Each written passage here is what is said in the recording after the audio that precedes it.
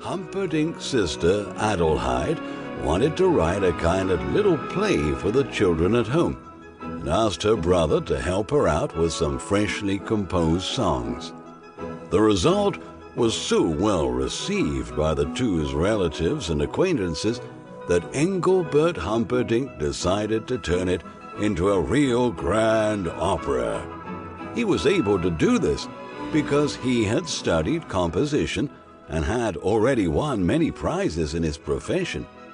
He had also worked with some of the best composers of his time, including the great Richard Wagner.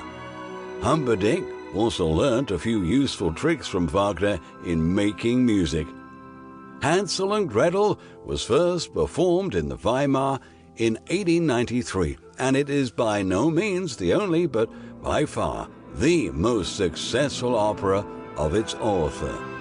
This is undoubtedly because Humperdinck came up with a particularly successful mixture of songs for this work, some of which have even become something like folk songs today.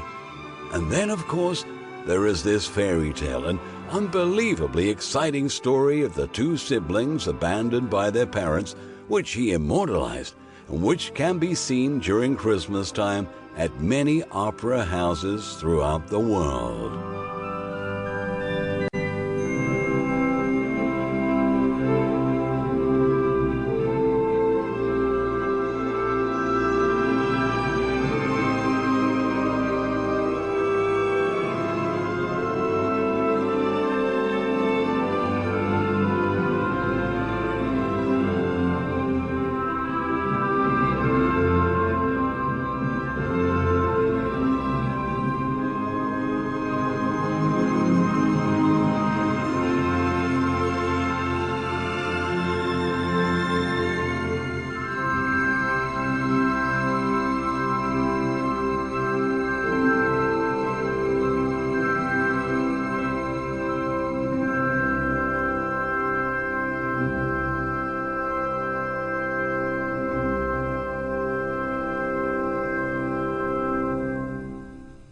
The fairy tale overture ends, and the first act of the opera, the first chapter of the story, begins.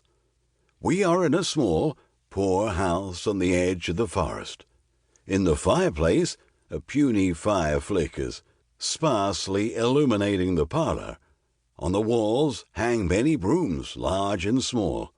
The owner of the house is a broom maker, but neither he nor his wife is at home at the moment. Only their children, Hansel and Gretel, are at home, doing the work their parents have asked them to do. Hansel sits in the open door and also ties brushwood together to make brooms. His sister Gretel sits on a small stool by the fire and knits stockings that'll later be sold at the market along with the brushes.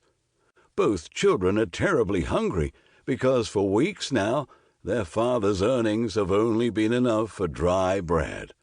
The two are so hungry that they start dreaming of pancakes. While they are fantasizing, they suddenly discover a big pot in the corner of the room. They lift the lid and notice that it's filled to the brim with milk. There is no limit to their joy because now they hope their mother can prepare delicious rice porridge for them. At last, no more dry bread. But as they romp happily laughing through the room, they accidentally knock over the milk. Then suddenly the mother is standing in the doorway. She immediately gets angry when she sees that her children prefer to dance instead of doing their work correctly. The mishap with the milk makes her even angrier.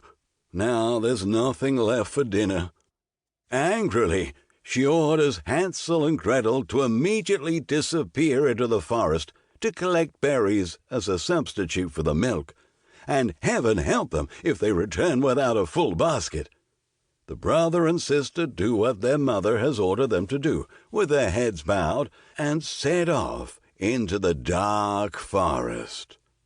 A little later, the father returns home. He's in the best of moods, because he surprisingly earned enough money at the market, and was even able to bring home some food. When he learns from the mother that Hansel and Gretel